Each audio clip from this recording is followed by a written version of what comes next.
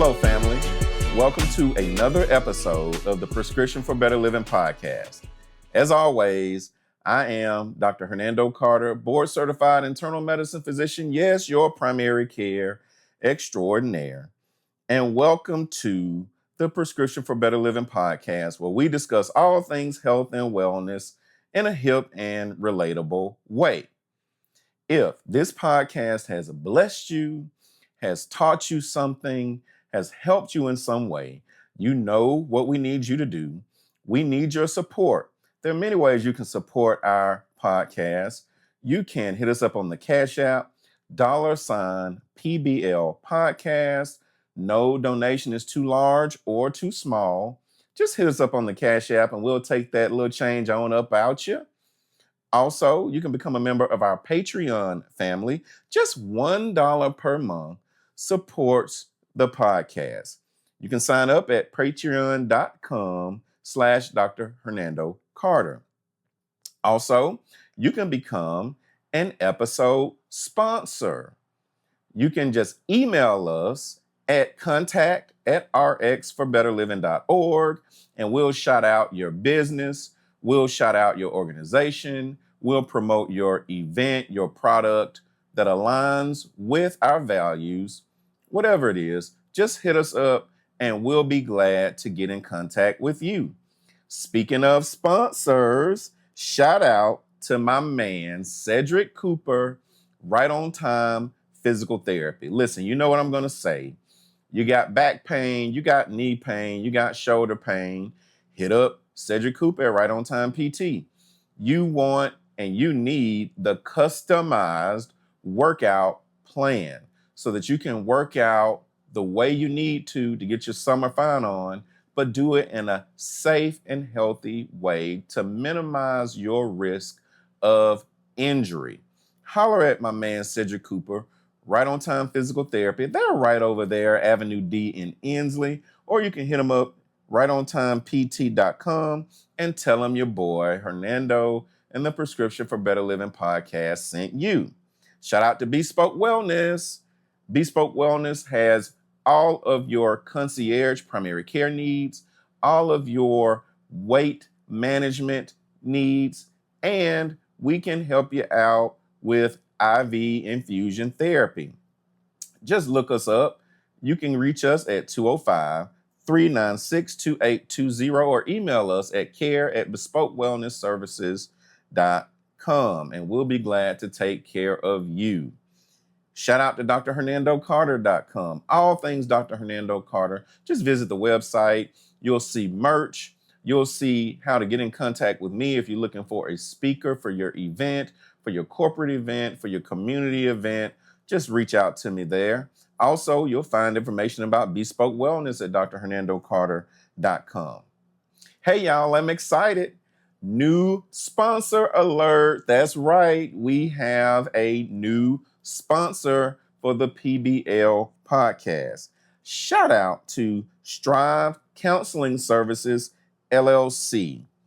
Crystal Mullen Johnson is a wonderful therapist, and as a part of her practice, she has a whole host of wonderful therapists there to take care of your needs. Listen, I have personally referred many patients, many friends to Strive Counseling Services, and they all have been satisfied. They all have been helped and pleased with their care.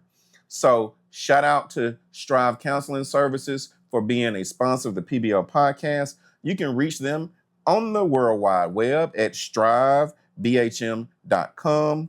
Also, you can find them at 115 Richard Arrington Jr. Boulevard North, Suite 300, Birmingham, Alabama, 35203. You can call them. They accept all major insurances, and they will arrange cash payment plans if needed. 205-721-9893. Crystal Mullen Johnson, Strive Counseling Services, LLC, our newest podcast sponsor. Well, y'all, here we are, episode 48 of the Prescription for Better Living podcast. And yes, we are still on heavy topics. I told you we were going to be on this a while. Every time I think that I am about to wrap up heavy topics, I think of another aspect of weight management that we didn't cover. So this is Heavy Topics, Part 7. And in Heavy Topics, Part 7, we are discussing exercise. Yes, I know you don't want to hear about it. I know you hate it. Exercise. So here I am in this lovely hotel, traveling for work, not in the studio with my man Gary. I miss him, but we'll be back together before you know it. And I was thinking to myself, Hernando, you are not done with heavy topics. You got to really give the people what they need, not necessarily what they want, but I got to give you what you need. And right now, what we need to talk about is exercise. Now, we talked about really a lot of the times when you go to the doctor, what the extent of the counseling surrounding weight loss is, right? It's cut back and exercise more. And that's about it. But this is why we are taking such a deep dive into all things weight management in Heavy Topics, Part 7. So I have a few questions. Do you exercise? If you do, how much is enough exercise? Particularly when we're talking about exercising with the goal of losing weight and maintaining the gains that you make.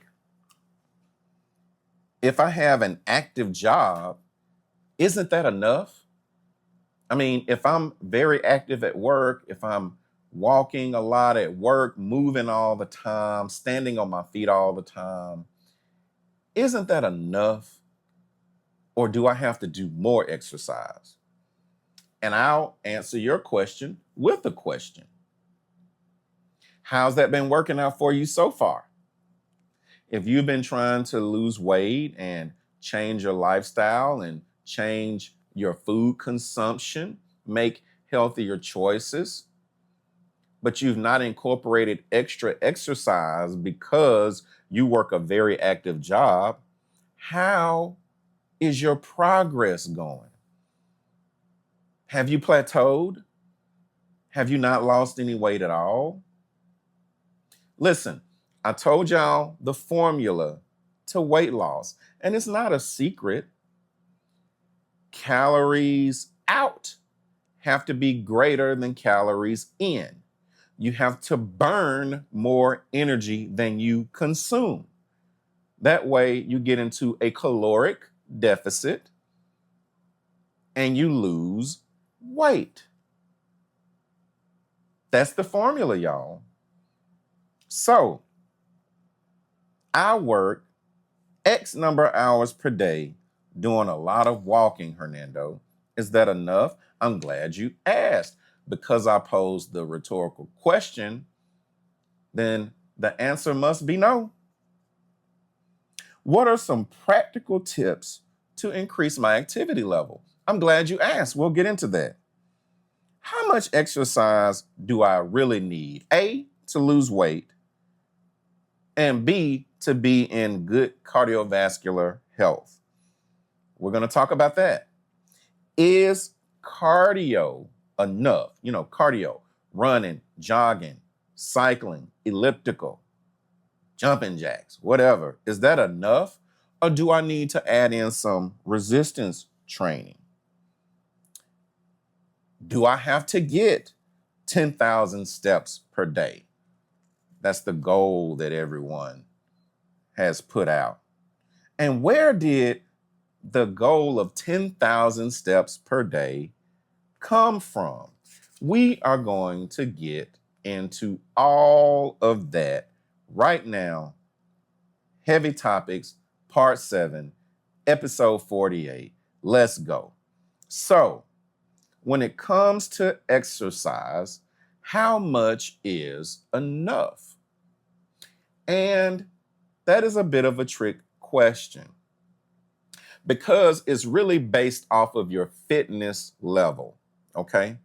So remember how we talked about when you're making healthy lifestyle changes, and we talked about adjusting our diets. What did we say? We said that if you make too many changes at once, and if you make very radical changes at once, then you're setting yourself up to fail. The same principle applies when it comes to exercise. Listen, it depends on your activity level, your current fitness level. So if you have been at couch potato status, that just means that you've not been engaging in intentional exercise on a regular basis. You do not, I repeat, do not need to go from doing nothing to trying to go 100% out, doing the boot camps, trying to go from sitting on the couch to walking 5 miles a day and lifting all the weights, because it's not sustainable. First of all, you're not going to be as successful with it as you want to in the beginning, and you'll have these failures. Those failures, inability to lift as much weight as you thought you could lift in the beginning, inability to run as fast or as far as you thought you could, or walk as fast or as far, inability to do as many push-ups as you thought you could, crunches, whatever. Okay? If you start out with failures, then you're going to lose motivation. You're going to become discouraged. You won't be able to be consistent. And consistency, y'all, is the key, really, to all of this. And we're talking about lifestyle modification. Consistency is the key. So how much is enough? I'm glad you asked. If you have been relatively sedentary and you've not been exercising regularly outside of work, it depends. Can you walk up a flight of stairs without stopping and getting winded? If you can't, you probably need to start with a 5 to 10 minute walk a day, but every day. What happens is that you get your body used to moving. You get movement, and you are exercising. You are burning calories. As you become more conditioned, the 5 minutes can turn to 10, the 10 can turn to 15, the 15 can turn to 20, the 20 can turn to 30.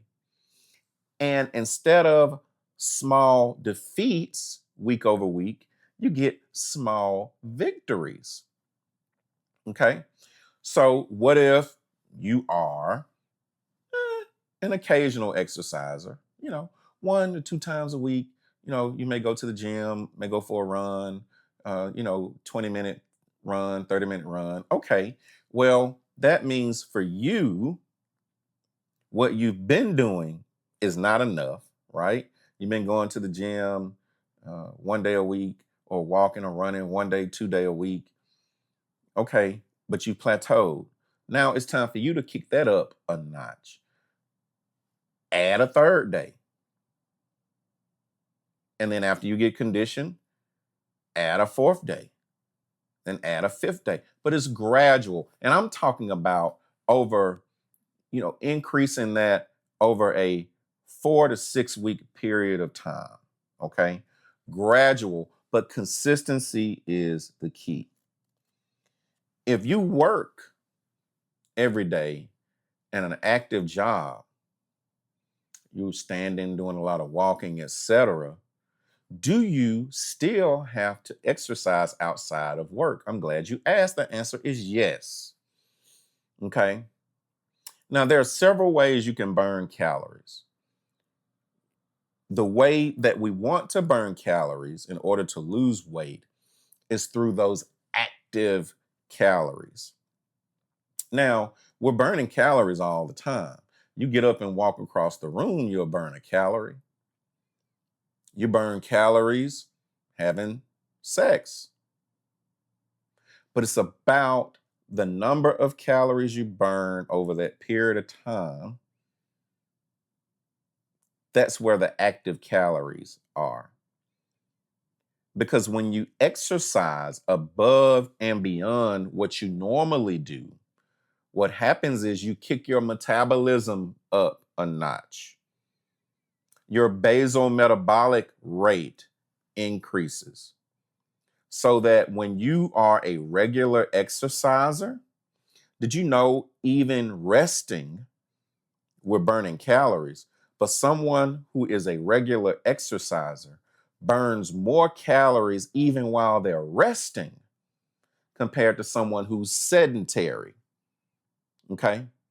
So we're talking about changing the way your body handles energy.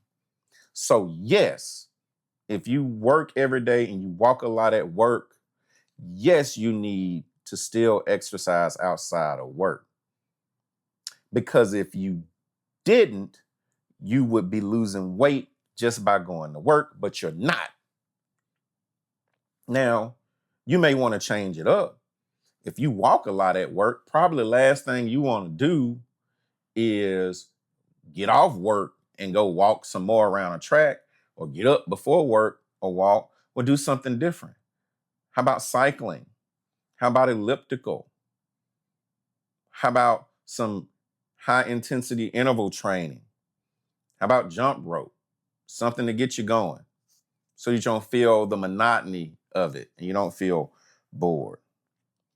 So, what are some practical tips to increase some activity level? I'm glad you asked. I already told you. If you're a couch potato, just start small and slowly increase. 10-minute walk a day. Don't count steps, just 10 minutes a day. And as that becomes easier and you're able to go faster, you're able to carry on a conversation without getting too winded while you're walking, pick up the pace, add a few more minutes. That's your body getting in better shape and conditioning. There are programs you can use. There's an app called Couch to 5K. There are all kind of training programs. You can Google Couch to 5K. You can Google walking plans. You can use AI, Chat GPT, or any other kind of AI technology you want to use. And you can put in, you can say, I am a X age male or female. I weigh this much. I want to lose this many pounds by this date. Design me a walking plan. And AI will spit that thing out for you. It may ask you a few clarifying questions like your activity level, etc., and it'll create a plan for you. Is cardio enough, Hernando? I'm glad you asked. And because I asked the question, that implies no, it's not. Now, in the beginning, again, you don't want to start doing too many things. But eventually, as you start to get into more better shape, what you'll notice is that your weight loss may start to plateau. That means you need to add some other stuff in. We should not just rely on walking, running, etc. We should use our muscles. Resistance training. Now, that can be weightlifting, that could be bands, That could be just using your body weight. But resistance training certainly helps with weight loss. It helps burn fat. It helps build lean muscle. It helps with energy storage and metabolism. It helps regulate blood sugar. So, yes, resistance training several times per week. Eventually. Now, listen, don't go out and try to do this all by yourself, at least in the beginning. Maybe contract with a professional, a trainer, a physical therapist. Right on Time PT, Cedric Cooper, he will design a workout plan for you and make sure that you're doing all the movements correctly so that you don't injure yourself. Okay? Now, let's talk about this 10,000 steps per day. Because a lot of people, when they're exercising and trying to lose weight, their pedometer are set to say, hey, you got to get 10,000 steps per day.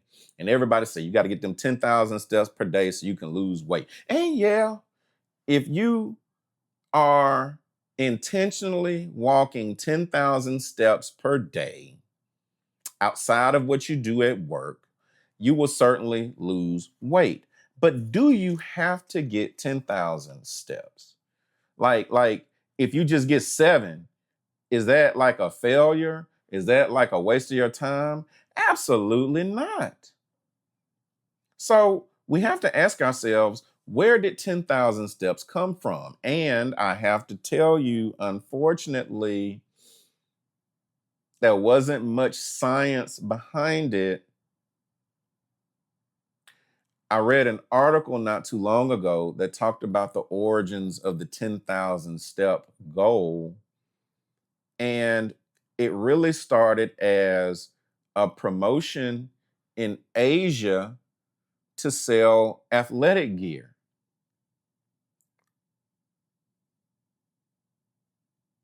They said, hey, everybody to go 10,000 steps. Now, 10,000 steps a day, will you be in good cardiovascular shape? Absolutely. Will you lose weight? Absolutely. So I'm not talking against 10,000 steps. But what I'm saying is, if you get 5,000 and you weren't getting no extra steps, you're still in good shape. You're moving in the right direction. Eventually, 5 will go to 7, 7 go to 8. Heck, one day you might get to 20,000 steps. Ain't 20,000 more than 10,000? And won't that burn more calories? Yes. But don't get stuck on, oh, I got to do 10,000 steps. And if I don't do 10,000 steps, I ain't do nothing. I failed. No, no, no, no. Consistency is the key. So even if there are some days that you just don't feel good, you're hurting, you're depressed, whatever, still put on your walking shoes, put on your gym clothes, and go do something. I don't care if you just sit in the parking lot of the gym and don't even get out the car that day. Just the act of leaving the house and going to the gym will help you remain consistent. And then the next time you go, maybe you'll get out of the car and you'll stay 5 minutes or 10 minutes. But if you get into the routine and habit of going, eventually it'll become just your routine. Now, so what do we do, Hernando? I'm glad you asked. You walk. If you haven't been running, don't start running. Walk. 5 minutes, 10 minutes, and gradually over several weeks increase it. Resistance training, and again, that can be with bands, it could be just with your body weight. So listen, some tips, y'all. There are exercise videos out there. You can find them on YouTube. You can find walking videos on YouTube that give you a walking plan. If you're an Apple person, You can get an Apple Fitness subscription that'll be cheaper than a gym membership. And you can work out in the house. They got walking plans, running plans, all that. MyFitnessPal is an app where you can log your calories, your food that you eat. It'll track your exercise, show you how many calories you're burning. It'll track your water intake, all of that. Strava, Strava. And none of these are endorsements. None of them are sponsors. These are just apps at some point in time I've either used or had friends and patients use. Strava will track your exercise and give you walking exercise plans.